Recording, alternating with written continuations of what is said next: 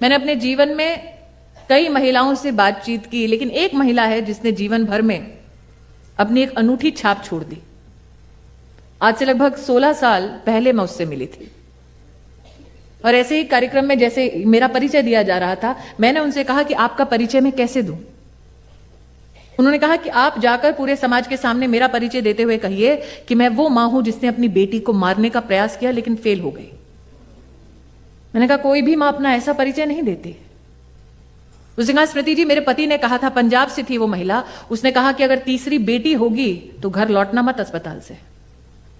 और बेटी के जन्म के बाद मेरा चेहरा देखने कोई नहीं आया। तीसरे दिन मेरा भाई लौटकर मुझसे कहने लगा कि जीजा जी से बात हो गई है, बेटी का इंतजाम कर दो तो घर पर 2 बेटियों के साथ रह सकती हो।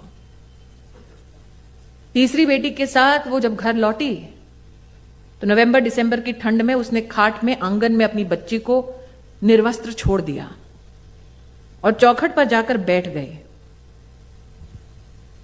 इंतजार करने लगी कि कब बेटी ठंड से मर जाए और वो पुलिस को बुलाए।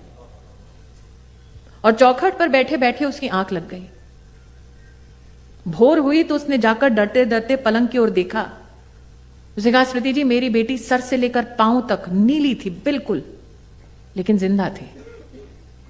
और उस दिन मैंने ठान लिया कि अगर मेरी बेटी पूरी रात मौत से लड़ सकती है तो क्या मैं अपने पति से नहीं लड़ सकती।